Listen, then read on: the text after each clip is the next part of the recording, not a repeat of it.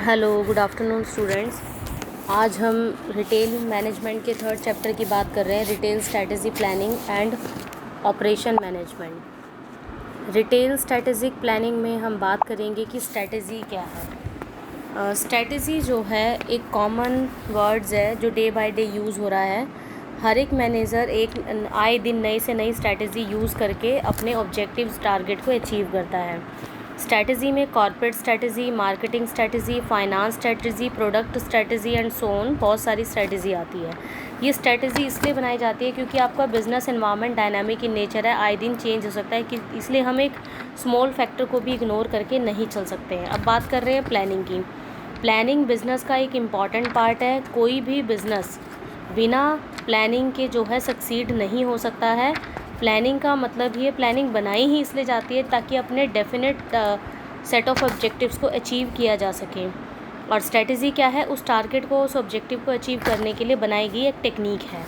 अब आता है कि स्ट्रैटेजी का मीनिंग क्या है। स्ट्रैटेजी जो वर्ड है वो ग्रीक वर्ड के स्ट्रैटेजॉस से डिराइव्ड हुआ है, जिसका मतलब होता है an army general who plan to take military action. एक आर्मी जर्नल जब मिलिट्री एक्शन के लिए प्लान करता है तो उसे स्ट्रैटेजी कहा जाता है। ये फ्रेंच वर्ड के स्ट्रैटेजी से, इंग्लिश वर्ड के स्ट्रैटेजम से निकला है। Strategy was the term debt was basically use for military operation. देखो फिर से वही बात आ रही है कि स्ट्रैटेजी जो है जर्नली मिलिट्री ऑपरेशंस वाले ही इसको यूज़ करते हैं। आज की कंज्यूमर मार्केट में एक फ़ाइट हो चुकी है रिटेलर फॉर्म्स के लिए कि भी रिटेलर कौन कौन सी ऐसी स्ट्रैटेजी अडॉप्ट करे जिससे कस्टमर जो है लॉन्ग टर्म रिलेशनशिप के लिए बने रहे। तो इसके लिए वो एक कट थ्रॉट कॉम्पिटिशन अपनाता है। स्ट्रैटेजी एक लॉन्ग टर्म टारगेट ऑब्जेक्टिव्स को अचीव करने के लिए बनाया जाता है। कुछ फीचर्स इसके हमारे सामने आए हैं, जैसे ये टॉप लेवल मैनेजमेंट के लिए स्ट्रैटेजी को फॉर्मुलेट करता है। दूसरी बात, ये कॉन्टीन्यूस प्रोसेस है। तीसरी बात, ये एक फ्रेमवर्क तैयार करता है। चौथी बात, ये हमें डायरेक्शन का भी काम करता है कि हमने काम को, अपने टारगेट को कैसे अचीव करना है। ये लॉन्ग टर्म ऑब्जेक्टिव्स को अचीव करता है। फिर अगर हम बात करें कि मीनिंग ऑफ रिटेल स्ट्रैटेजी, अगर हम रिटेल स्ट्रैटेजी की बात कर रहे हैं तो यहाँ पर देखिए कि रिटेल स्ट्रैटेजी क्या है। रिटेल स्ट्रैटेजी एक ऐसी स्ट्रैटेजी है जिसमें सेट ऑफ ऑब्जेक्टिव्स को अचीव करने के लिए एक फ्रेमवर्क तैयार किया जाता है। यहाँ पर हमने रिटेल स्ट्रैटेजी में, अगर हम कमर्शियल पॉइंट ऑफ व्यू से बात करें, कि the word strategy means the method by which the objective of the business are achieved, कि ऐसे मेथड और ऐसी टेक्निक जिसको यूज़ करके आप बिज़नेस के टारगेट को अचीव कर सकते हो। ये एक डेफिनेट प्लान है, एक लॉन्ग टर्म प्लान है। ये एक लॉन्ग टर्म रिलेशनशिप क्रिएट करता है विद द कस्टमर के साथ। The retail strategy helps in defining the very purpose for which the organisation exist, the various ways in which the organisation will face the challenges existing in the environment. कहते हैं जब हम strategy को formulate कर लेते हैं, techniques बना लेते हैं, तो हम अपने टारगेट को अचीव कर सकते हैं, तो हम कॉम्पिटिटिव मार्केट में सर्वाइव कर सकते हैं। इसकी प्राइमरी रिटेलिंग स्ट्रैटेजी थी जिसमें पहले आता है स्टोर लोकेशन। स्टोर लोकेशन मतलब रिटेलर जहाँ पर अपना वॉलमार्ट, बिग बाज़ार, 610 तैयार करता है, ये एक ऐसा प्लेस है जहाँ पर रिटेल स्टोर लोकेट होता है। अगर हम एल्डर स्पीकिंग की बात करें तो एक पहरा आता है मौके की दुकान।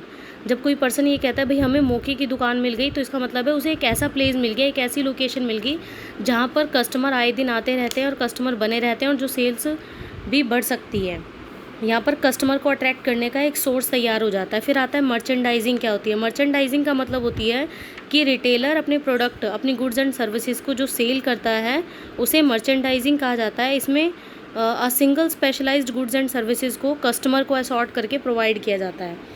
प्राइसिंग क्या है? प्राइसिंग उस गुड्स एंड सर्विसेज की ऐसी वैल्यू है जो कस्टमर को ऑफ़र की जाती है रिटेलर्स की तरफ से। तो इसमें जो कस्टमर की रिक्वायरमेंट के अकॉर्डिंग जो है प्राइस सेट कर दिए जाते हैं। नेक्स्ट आता है मार्केटिंग। क्या है मार्केटिंग? में वो सभी एक्टिविटीज़ आती है जिसे रिटेलर अपने प्रोडक्ट को सेल करने के लिए यूज़ करता है। फिर चाहे वो एडवर्टाइजिंग है, पब्लिसिटी है, प्रमोशन है, कम्युनिकेशन स्ट्रेटजी है, सेल्स स्टाफ है, ये सभी चारों के चारों जो पॉइंट है वो एक रिटेल स्ट्रैटेजी का पार्ट है और इसके बिना रिटेल स्ट्रैटेजी जो है अधूरी है।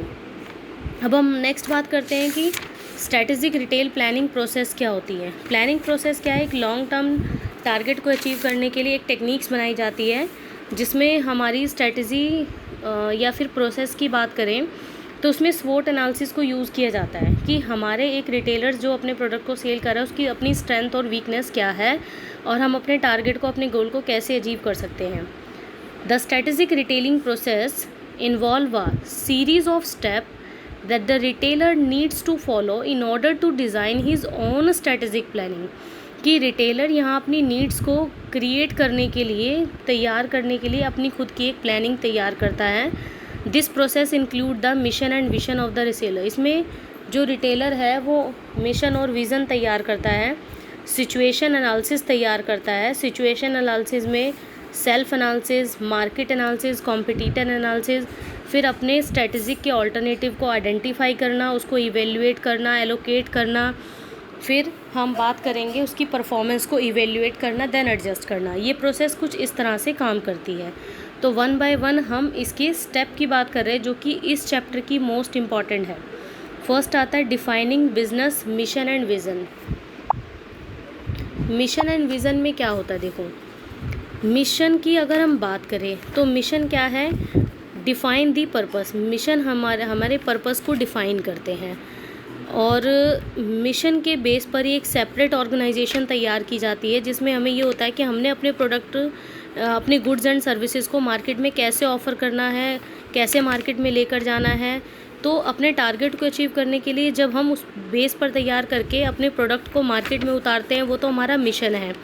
लेकिन विज़न क्या है, विज़न क्या है कि कंपनी इन फ्यूचर किन ऑब्जेक्टिव्स को, किन डिज़ायर्स को कंप्लीट करना चाहती है, पाना चाहती है इन फ्यूचर में। तो मिशन और विज़न में ये दो ही डिफरेंस है कि मिशन एट प्रेजेंट कंपनी में क्या है, विज़न लॉन्ग टर्म है कि फ्यूचर में वो क्या होना चाह रही है, वो विज़न है हमारे। नेक्स्ट आता है कंडक्टिंग सिचुएशनल एनालिसिस। सिचुएशंस का मतलब होता है कि मिशन और विज़न डिसाइड करने के बाद एक रिटेलर को ये देखना पड़ता है कि उसकी अपनी खुद की स्ट्रेंथ और वीकनेस क्या है, मार्केट में सिचुएशन कैसी है, कॉम्पिटिटर एनालिसिस क्या है। ये सभी चीज़ों को, जो देखो इसमें डायग्राम बना हुआ है सेल्फ एनालिसिस का। सेल्फ एनालिसिस में मतलब वो खुद का ही अपना एनालाइज करेगी, जिसमें